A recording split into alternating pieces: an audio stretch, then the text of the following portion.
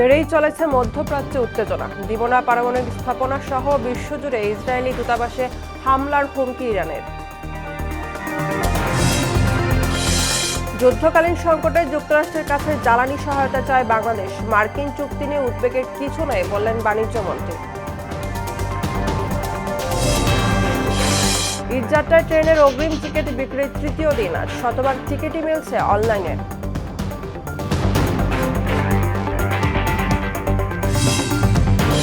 এবং রাজশাহীতে জমে উঠেছে ঈদ কেনাকাটা। সকাল থেকে রাত পর্যন্ত চলে বেচাকেনা। জয়পুরহাটে ব্যস্ত সেমাই তৈরির কারিগররা।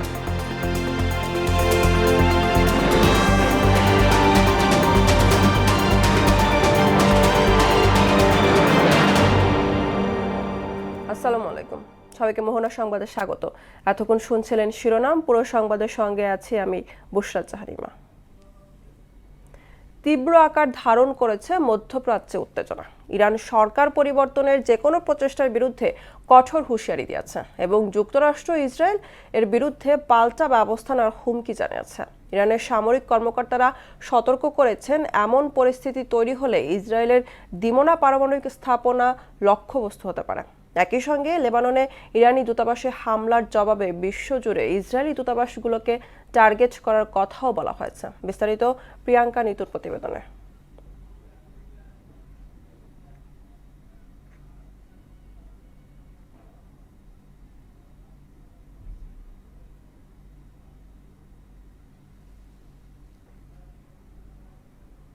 দর্শক, আমরা রিপোর্টের জন্য অপেক্ষা করছি।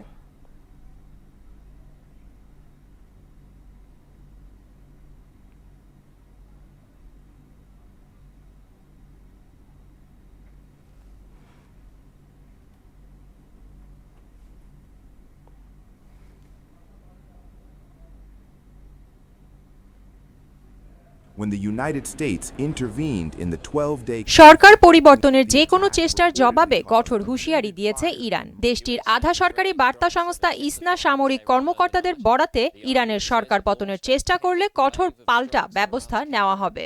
এমনকি ইসরায়েলের দিবোনা পারমাণবিক স্থাপনায় হামলা চালানো হতে পারে, যা ইসরায়েলের দক্ষিণাঞ্চলে অবস্থিত একটি গুরুত্বপূর্ণ স্থাপনা। লেবাননে ইরানের দূতাবাসে হামলা হলে বিশ্বজুড়ে ইসরায়েলের সব দূতাবাসকে লক্ষ্যবস্তু করা হবে বলে হুঁশিয়ারি দিয়েছে ইরান। বুধবার এমন সতর্কবার্তা দেন ইরানের সশস্ত্র বাহিনীর জ্যেষ্ঠ মুখপাত্র ব্রিগেডিয়ার জেনারেল আবুল ফজল শেকারচি। তবে যুক্তরাষ্ট্র ও ইসরায়েল ছাড়া অন্য কোনো দেশের সঙ্গে ইরানের শত্রুতা নেই বলেও জানান তিনি। এদিকে তুরস্ক জানিয়েছে, ইরান থেকে ছোড়া একটি ব্যালিস্টিক ক্ষেপণাস্ত্র তাদের আকাশ সীমায় প্রবেশ করলে ন্যাটো প্রতিরক্ষা ব্যবস্থা সেটি ভূপাতিত করে। অন্যদিকে শ্রীলঙ্কার দক্ষিণ উপকূলে ইরানের যুদ্ধজাহাজ IRIS ডেনা টর্পেডোর আঘাতে কমপক্ষে ৮০ জন নিহত হয়েছেন। মার্কিন প্রতিরক্ষা সচিব পিট হেগসেথ জানিয়েছেন, যুক্তরাষ্ট্রের একটি সাবমেরিন থেকে হামলা চালানো হয়। চলমান উত্তেজনার মধ্যে মার্কিন নৌবাহিনী ভারতীয় বন্দর ব্যবহার প্রসঙ্গে ভারতের পররাষ্ট্র মন্ত্রণালয় স্পষ্টভাবে জানিয়েছে, এ ধরনের কোনো অনুমতি দেওয়া হয়নি এবং প্রচারিত তথ্য সম্পূর্ণ বানোয়াট। এমন পাল্টাপাল্টি হুঁশিয়ারি ও বিতর্কিত দাবির মধ্য দিয়ে মধ্যপ্রাচ্য সহ বিস্তৃত অঞ্চলে উত্তেজনা আরও বৃদ্ধি পাচ্ছে বলে মনে করছেন বিশ্লেষকরা। প্রিয়াঙ্কা নিতু, মোহনা সংবাদ। ইরানে যুক্তরাষ্ট্র ইসরায়েলের সংঘাতের ফলে বিপর্যস্ত বৈশ্বিক জ্বালানি খাত। তেলের সরবরাহ যেমন কমেছে তেমনই বেড়েছে দাম। তবে দেশের বাজারে এখনো কোনো প্রভাব পড়লেও আতঙ্কিত সাধারণ মানুষ। আর যুদ্ধ দীর্ঘমেয়াদী হলে দেশের তেলের দাম নাগালের বাইরে চলে যাবে বলে মনে করছেন বিশেষজ্ঞরা।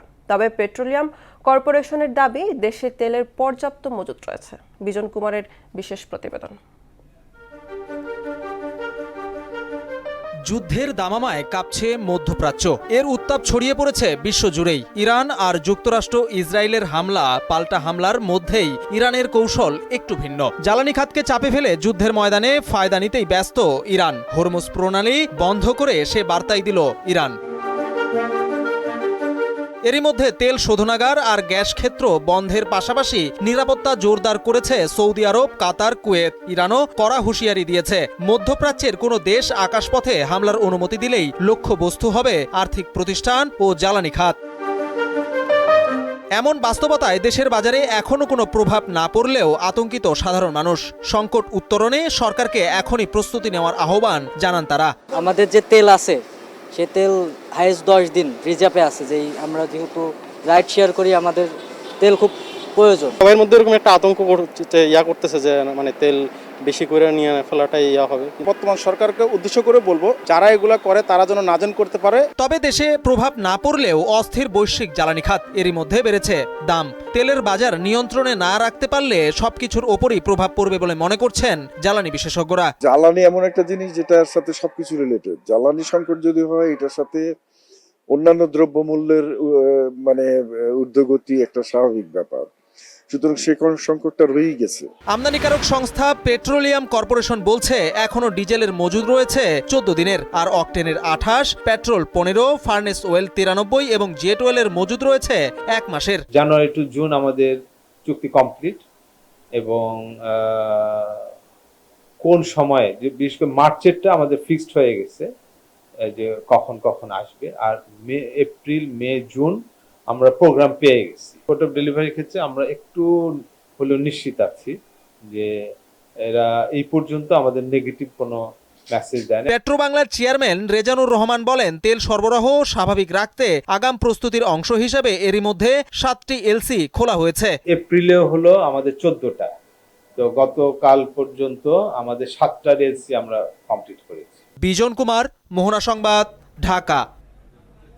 চলতি বছরের মে মাস থেকে বৃক্ষরোপণ শুরু হবে বলে জানিয়েছেন বন ও পরিবেশ মন্ত্রী আব্দুল আউয়াল মিন্টু। বুধবার সচিবালয়ে প্রধানমন্ত্রীর সঙ্গে বৃক্ষরোপণ সংক্রান্ত পর্যালোচনা সভা শেষে তিনি জানান, প্রতি বছর 5 কোটি করে গাছ লাগানো হবে। এছাড়া আগামী 1 বৈশাখের মধ্যেই পাইলটিং প্রকল্পের অংশ হিসাবে কৃষক কার্ড বিতরণ করা হবে বলে জানান কৃষিমন্ত্রী। মফিউর রহমানের রিপোর্ট। বুধবার সকাল 9:15টার দিকে সচিবালয়ে যান প্রধানমন্ত্রী তারেক রহমান। শুরুতেই আনসার ভিডিপির মহাপরিচালক মেজর জেনারেল আব্দুল মোতালেব সাজ্জাদ মাহমুদের সঙ্গে বৈঠক করেন তিনি। বাহিনীর মান উন্নয়নে নানা পরামর্শ দেন সরকার প্রধান। পরে বৃক্ষরোপণ সংক্রান্ত সেলের সঙ্গে বৈঠক করেন প্রধানমন্ত্রী। বৈঠক শেষে বন ও পরিবেশমন্ত্রী বলেন, এবছরই 5 কোটি বৃক্ষরোপণ করবে সরকার। আপাতত 5 বছর মেয়াদী পরিকল্পনা নেওয়া হয়েছে। এর মধ্যে দেশ কার্বন ট্রেডে যুক্ত হতে পারবে বলে আশা জানান পরিবেশমন্ত্রী। মে মাস থেকে আমাদের এই বৃক্ষরোপণ শুরু, তো আমরা চাচ্ছি যে এবছরই আমরা যেন 5 কোটি পূরণ করতে পারি। কার্বন ট্রেডিংয়ে আমরা সংযুক্ত হওয়া, এটা কিন্তু এখন আমাদের মুখ্য উদ্দেশ্য। পরে প্রধানমন্ত্রী সুস্বাস্থ্যের বাংলাদেশ কর্মসূচি বাস্তবায়ন সংক্রান্ত সেলের সভায় অংশ নেন। এ সময় তিনি এই কর্মসূচির সবশেষ অগ্রগতি জানতে চান। কৃষক কার্ড সংক্রান্ত সেলের সঙ্গেও বৈঠক করেন প্রধানমন্ত্রী। বৈঠক শেষে কৃষিমন্ত্রী বলেন, আগামী 1 বৈশাখের মধ্যে কৃষক কার্ড বিতরণ শুরু হবে। প্রথম পর্যায়ে পাইলট প্রকল্প হিসেবে 9টি উপজেলায় কৃষক কার্ড দেওয়া হবে। আশা করি 1 বৈশাখের মধ্যে আমরা শুরু করার চিন্তা করছি এবং আশা করি পারব। 8টা 9টা উপজেলার মধ্যে যাবে, 9টা উপজেলা, 9টা ইউনিয়নের 9টা ডিভিশন, ওইভাবে আর কি। সার বীজ নিয়ে কৃষকরা কোনো সংকটে পড়বে না বলেও জানান মন্ত্রী। সবকিছু যেন আমরা নিয়মতান্ত্রিকভাবে কৃষক পেতে পারে এবং গভর্নমেন্টের কাছে যেন সমস্ত তথ্য সঠিকভাবে। মফিউর রহমান, মোহনা সংবাদ, ঢাকা। মধ্যপ্রাচ্যের চলমান সংঘাতে জ্বালানি সরবরাহ নিয়ে শঙ্কা থাকায় সরকার যুক্তরাষ্ট্রের কাছে জ্বালানি সহায়তা চেয়েছে বলে জানিয়েছে বিদ্যুৎ, জ্বালানি ও খনিজ সম্পদ মন্ত্রী ইকবাল হাসান মাহমুদ টুকু। এদিকে যুক্তরাষ্ট্র বাংলাদেশ বাণিজ্য চুক্তিতে এমন অনেক ধারা আছে, সেগুলো নিয়ে দুদেশের বাণিজ্যিক সম্পর্ক আরও এগিয়ে নিতে চান বলে জানিয়েছেন বাণিজ্যমন্ত্রী খন্দকার আব্দুল মুক্তাদির। বুধবার সচিবালয়ে মার্কিন সহকারী পররাষ্ট্রমন্ত্রী পল কাপুরের সঙ্গে আলাদা আলাদা বৈঠকে এসব কথা বলেন তারা।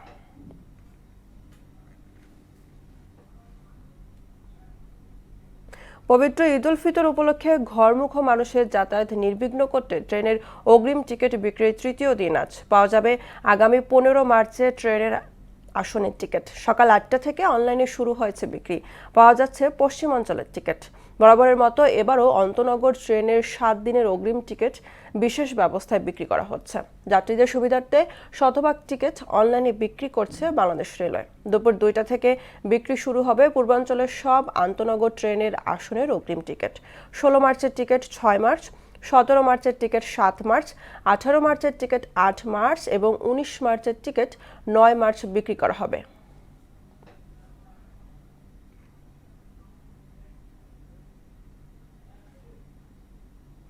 রাজশাহীতে জমে উঠেছে ঈদ কেনাকাটা। শপিং মল থেকে ফুটপাত সবখানে এখন ক্রেতার সমাগম।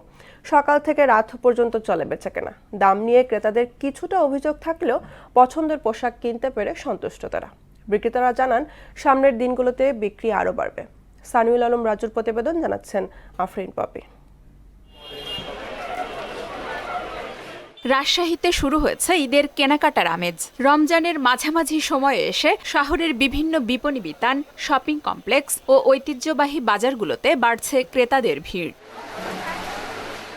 ক্রেতা আকৃষ্ট করতে শহরের Saheb Bazar, RDA market, new market, Sonadighi silk market, 0 point এলাকা ও আশেপাশের বিপণী বিতানগুলোতে নতুন নতুন কালেকশনের পোশাক সাজিয়ে রাখা হয়েছে। ক্রেতাদের অভিযোগ, গত বছরের তুলনায় এবছর প্রতিটি পোশাকের দাম একটু বেশি। নতুনত্ব আসলে তেমন কিছু নাই, প্রাইস রেঞ্জটা খুবই বেশি। অন্যান্য বারের তুলনায় আমরা যেগুলো হয়তো 3000-এ কিনছি, এবার দেখা যাচ্ছে যে 6000, ডবল। এখানে একটু পছন্দ হচ্ছে, আর দামটা মনে হচ্ছে গতবারের চাইতে এবার একটু বেশি। ওটা কালেকশন ভালো এসছে। আমি কিছু 3 পিস নিয়েছি, ডিফারেন্ট, ভালো লাগছে। এবার পাইকারিতে পোশাকের দাম বেশি, তাই নতুন কাপড়ের দামটাও বেশি বলছেন বিক্রেতারা। যেগুলো কালেকশন আছে ম্যাক্সিমামই হচ্ছে নিজস্ব প্রোডাক্ট, আমাদের টেক্সটাইলে তৈরি হয়। তার পাশাপাশি আমরা কিছু ইন্ডিয়ান কালেকশন আমাদের কাছে আছে। কাস্টমারের কমপ্লেন থাকতেই পারে দাম একটু বেশি হচ্ছে বা একটু কম হচ্ছে, তো অ্যাজ ইউজুয়াল মানে সাধারণত গত বছরে যেরকম দাম ছিল সেই ধরনের দাম আছে। ক্রেতা বিক্রেতার কথা মাথায় রেখে রমজানের শুরু থেকেই মার্কেটগুলোকে প্রস্তুত করা হয়েছে বললেন Rajshahi chamber of commerce and ইন্ডাস্ট্রিজের সভাপতি। মনিটরিং টিম আমরা তৈরি করে দিয়েছি। তারা যেসব বাজারে সম্ভাবনা থাকে ক্যাচাল বা ভেজাল হওয়ার, সেগুলো সম্ভাবনাকে সামনে রেখেই ওই মনিটরিং টিম কাজ করতেছে। এবং বাজার নিয়ন্ত্রণের ক্ষেত্রে আমাদের আলাদা একটা মনিটরিং টিম করেছি, যে বাজার যেন কোনো কারণে মজুত করে কৃত্রিম সংকট না করে, সেই দিক থেকেও আমরা কিন্তু কাজ করার জন্য আমরা বিভিন্নভাবে টিম ভাগ করে দিয়েছি। সময়ের সাথে পূর্ণতা পাচ্ছে রাজশাহীর ঈদ বাজার। ক্রেতা বিক্রেতা সবার আশা সুন্দরভাবেই শেষ হবে ঈদের কেনাকাটা, সুন্দর হবে ঈদ উদযাপন। আফরিন পপি, মোহনা সংবাদ। জয়পুরহাটে ঈদ সামনে রেখে লাচ্ছা সেমাই তৈরিতে ব্যস্ত সময় পার করছেন কারিগররা। ক্রেতাদের চাহিদার কথা মাথায় রেখে ভালো মানের সেমাই তৈরি করা হয় জেলার বিভিন্ন কারখানায়। পাম অয়েল, তেল এবং ডালডায় ভাজা হয় এসব সেমাই। প্রকারভেদে আলাদা দামে বিক্রি করা হয়। মিলন রায়হানের প্রতিবেদন, জানাচ্ছেন তাহসিন তারিন। ঈদ মৌসুমে সেমাই তৈরির ধুম পড়ে যায় জয়পুরহাটের বিভিন্ন কারখানায়। টকবক করতে থাকা গরম তেলে ভাজা হচ্ছে সুস্বাদু লাচ্ছা সেমাই। প্রতি বছর কারখানাগুলোতে রোজার শুরু থেকেই প্রস্তুতি নেওয়া হয়। গুণে ও মানে এই জেলার সেমাই ভালো হওয়ায় বাজারে রয়েছে বেশ চাহিদা। জয়পুরহাট জেলার 5টি উপজেলায় সেমাইয়ের কারখানা রয়েছে। ঈদ সামনে রেখে যেন দম ফেলার সময় নেই কারিগরদের। এখানকার সেমাই প্রকারভেদে 160 থেকে 450 টাকা পর্যন্ত বিক্রি হয়। ভালো ব্যবসা হবে বলে আশা করছেন কারিগর ও ব্যবসায়ীরা। আর ক্রেতারাও খুশি ক্ষতিকর রং না মেশানোর জন্য। কোনো রং নাই, কোনো পাম নাই, সোয়াবিন দিয়ে কাজ হচ্ছে। স্বাস্থ্যবিধি মেনে, সরকারি আইন আমরা মেনে সম্পূর্ণ কাজকাম করতেছি। লাচ্চাগুলো আমরা বিক্রি করি যেগুলো বিএসটিআই অনুমোদিত, যে লাচ্চা সেমাইগুলো, যেটা আমি নিজে খেতে পারবো সেটা আমার কাস্টমারকে খাওয়াবো। দেখে মনে হলো যে এই সেমাইটা হচ্ছে তুলনামূলক মানে ফ্লেভার এবং ভালো, মনে হলো যে এটাতে কোনো আর্টিফিশিয়াল কোনো রং বা কোনো কিছু নেই। স্বাস্থ্যসম্মত পরিবেশে সেমাই তৈরি করতে পরামর্শ দিয়ে এই কর্মকর্তা বললেন, নিয়মিত মনিটরিং করা হচ্ছে। কোথাও কোনো অভিযোগ পেলে নিরাপদ খাদ্য আইন অনুযায়ী ব্যবস্থা গ্রহণ করার কথাও বললেন তিনি।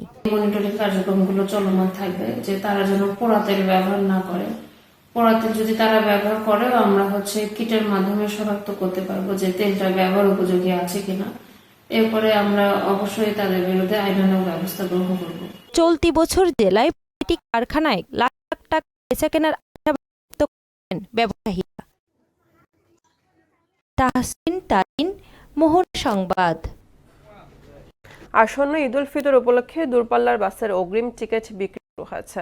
12 মার্চ থেকে ঈদের আগের দিন পর্যন্ত যে কোনো দিনের অগ্রিম টিকিট কিনতে পারবেন যাত্রীরা। এ নিয়ে আরও খবর জানাতে গাবতলী থেকে যুক্ত হচ্ছেন সহকর্মী নাজমুল। গাবতলীতে বাসের টিকিট বিক্রি কেমন দেখেন এবং এই সময় যাত্রীর ভিড় কেমন?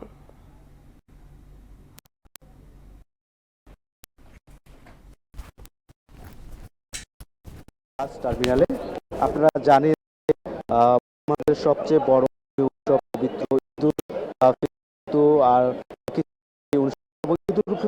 করে নারী টানে যে রাজধানী ঢাকা থেকে যে তাদের বাড়ি ফেরার জন্য কিন্তু যে অগ্নি সেই অগ্নি গেছে গত রাজধানীর বিভিন্ন বাস টার্মিনালে কিন্তু উপরে পড়া ভিড় দেখেছি মানুষের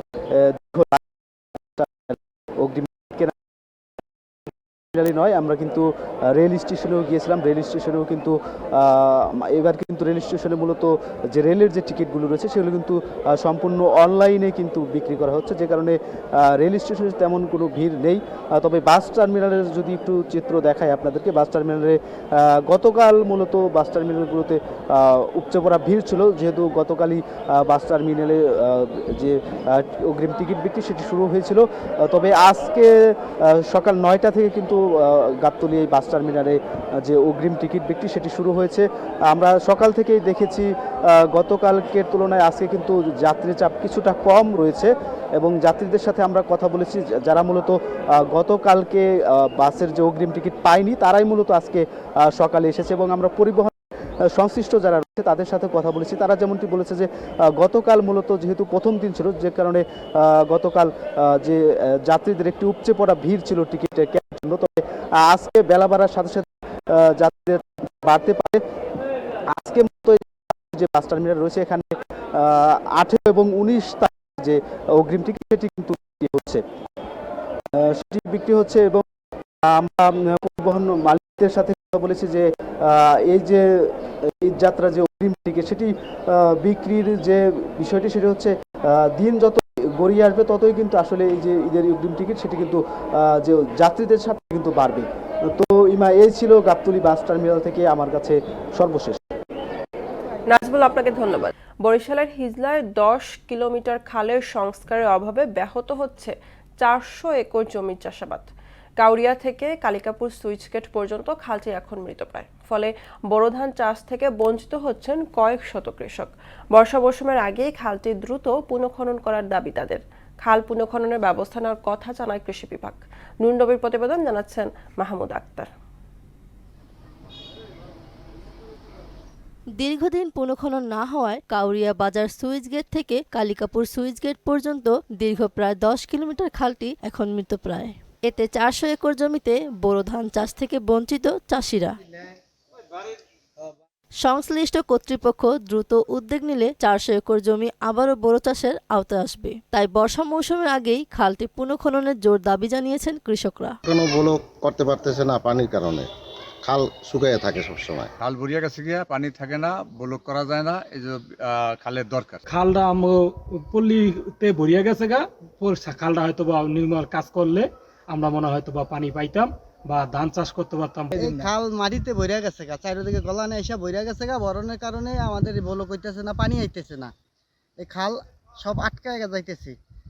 খাল কাটা আমাদের একমাত্র দরকার। খালে পানি না থাকার কারণে এই ব্লকটা করতে পারছি না, এবং কৃষকরা বড় করতে পারতেছে না। খালটা কাটার জন্য উদ্বোধন কর্তৃপক্ষের জোর অনুরোধ করছি। খালটি পুনঃখনন হলে বোরো ধান চাষের লক্ষ্যমাত্রা ছাড়িয়ে যাবে বলে জানায় কৃষি বিভাগ। সময় মতো হলো পানি না আসার কারণে সেচের অসুবিধা হচ্ছিল। ভবিষ্যতে এই খালটি পুনঃখনন হলে পুনরায় হলো আমাদের বোরোর যে লক্ষ্যমাত্রা অর্জন ছাড়িয়ে আমরা হলো উদ্বৃত্ত। খাল খনন ও পুনঃখনন তালিকা তৈরি করে প্রধানমন্ত্রীর কার্যালয়ে প্রেরণ করা হবে বলে জানায় উপজেলা নির্বাহী কর্মকর্তা। খাল খনন এবং পুনঃখননের জন্য বর্তমান মাননীয় প্রধানমন্ত্রী কার্যালয় থেকে আমাদের এখানে পত্র প্রেরণ করা হয়েছে। খালের তথ্য চেয়ে আমরা উপজেলার কৃষি অফিসার এবং আমাদের ইউনিয়ন ভূমি সহকারী কর্মকর্তা সহ এই আমাদের ইউনিয়ন ভিত্তিক আমাদের যে খালের যে তালিকা আমরা প্রস্তুতের কাজ চলমান রয়েছে। বোরো ধান উৎপাদনের লক্ষ্যমাত্রা অর্জনে খাল সংস্কারে এগিয়ে আসবে সরকার, এমনটাই প্রত্যাশা স্থানীয়দের। মাহমুদ আক্তার, মোহনা সংবাদ। এবার সারা দেশে অনুষ্ঠিত সভা সমাবেশ নিয়ে প্রতিনিধিদের পাঠানো তথ্য ও চিত্র ডেস্ক রিপোর্ট।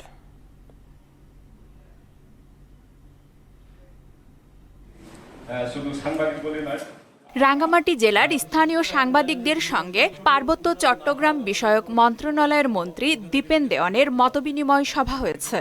বিএডিআরসি এর আর্থিক সহায়তায় এবং ঢাকা আহ্ছানিয়া মিশন কর্তৃক বাস্তবায়িত প্রকল্পের সুবিধাভোগীদের 50 জনকে ফেনীতে আর্থিক সহায়তা প্রদান করা হয়েছে। মানিকগঞ্জের ঘিওরের সরকারি সব দপ্তরের প্রধান এবং উপজেলা স্বাস্থ্য কমপ্লেক্সের কর্মকর্তাদের সঙ্গে মানিকগঞ্জ 1 আসনের সংসদ সদস্য মতবিনিময় সভা করেছেন। ময়মনসিংহের ভালুকা পৌর বিএনপির উদ্যোগে সংসদ সদস্য ফখরুদ্দিন আহমেদ বাচ্চুকে গণসংবর্ধনা, ইফতার ও দোয়া মাহফিল অনুষ্ঠিত হয়েছে। রাজবাড়ীর গোয়ালন্দে প্রতিমন্ত্রী আলী নেওয়াজ মাহমুদ খৈয়মকে উপজেলা প্রশাসন ও রাজনৈতিক নেতৃবৃন্দ ফুলেল শুভেচ্ছা এবং উপজেলা প্রশাসন আয়োজিত মাসিক উন্নয়ন সমন্বয় সভা অনুষ্ঠিত হয়েছে। নাটোরে সরকার অনুমোদিত কার্ডধারী খুচরা সার বিক্রেতা বহাল রাখা এবং সার সংক্রান্ত নীতিমালা সংশোধনের দাবিতে মানববন্ধন ও স্মারকলিপি প্রদান করা হয়েছে। বিআরটিএ ট্রাস্টি বোর্ড কর্তৃক ময়মনসিংহ, জামালপুর, নেত্রকোনা, শেরপুর জেলায় সড়ক দুর্ঘটনায় ক্ষতিগ্রস্তদের মাঝে চেক বিতরণ করা হয়েছে। নরসিংদীর মাধবদী এসপি ইনস্টিটিউশনের এসএসসি 2002 ব্যাচের ইফতার ও দোয়া মাহফিল অনুষ্ঠিত হয়েছে। ময়মনসিংহের ত্রিশালে মাসিক আইন শৃঙ্খলা কমিটির সভা অনুষ্ঠিত হয়েছে। নওগাঁ জেলা প্রশাসকের কার্যালয়ে ঈদ উল ফিতর 2026 উদযাপন উপলক্ষে প্রস্তুতি সভা অনুষ্ঠিত হয়েছে। টাঙ্গাইলের মির্জাপুরে পুষ্টকামরী পূর্ব সওদাগারপাড়া নুরানিয়া মসজিদে দোয়া ও ইফতার মাহফিল অনুষ্ঠিত হয়েছে। সিরাজগঞ্জের ডুমুরিশা আদর্শ গ্রামে মিথ্যা ও মানহানিকর সংবাদ প্রকাশের প্রতিবাদে সংবাদ সম্মেলন করেছে মোহাম্মদ ইমাজউদ্দিন তালুকদার শুভ। রমজান উপলক্ষে জামালপুর জেলার মাদারগঞ্জ উপজেলার 1 নং চর পাকেরদহ ইউনিয়ন বিএনপির উদ্যোগে দোয়া ও ইফতার মাহফিল অনুষ্ঠিত হয়েছে। সিরাজগঞ্জের ডক্টর আন্না ফজলুর ফাউন্ডেশনের আয়োজনে ইফতার মাহফিল অনুষ্ঠিত হয়েছে। ময়মনসিংহের ত্রিশালের মঠবাড়ি ইউনিয়নের দুর্গাপুরে উঠান বৈঠকে উপস্থিত ছিলেন ব্যারিস্টার জাইমা রহমান। আফরিন পপি, মোহনা সংবাদ। দর্শক, এ পর্যায়ে জানিয়ে দিচ্ছে আজকের সংবাদপত্রের গুরুত্বপূর্ণ শিরোনামগুলো।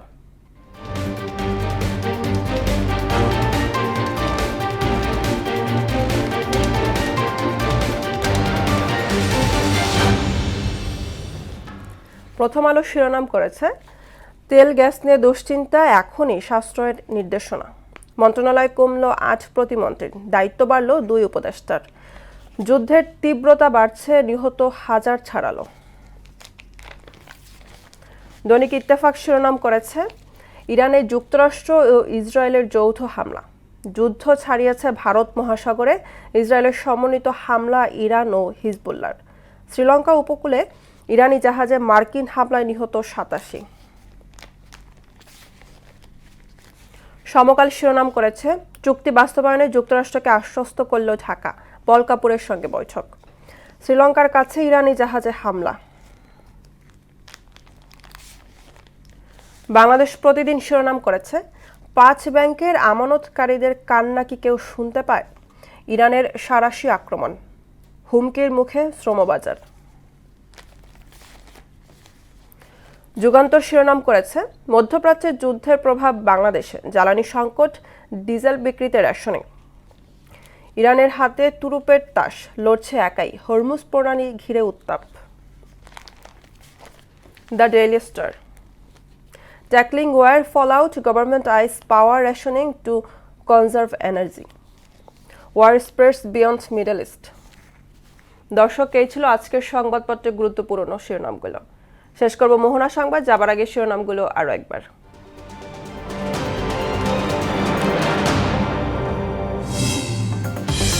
বেড়েই চলেছে মধ্যপ্রাচ্যে উত্তেজনা, দিমোনা পারমাণবিক স্থাপনা সহ বিশ্বজুড়ে ইসরায়েলি দূতাবাসে হামলার হুমকি ইরানের।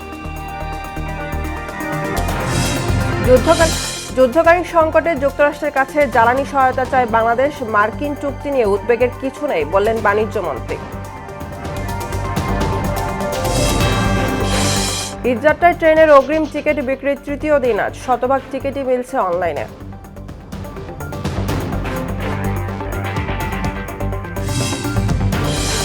এবং রাজশাহীতে জমে উঠেছে ঈদ কেনাকাটা, সকাল থেকে রাত পর্যন্ত চলে বেচাকেনা, জয়পুরহাটে ব্যস্ত সেমাই তৈরির কারিগররা।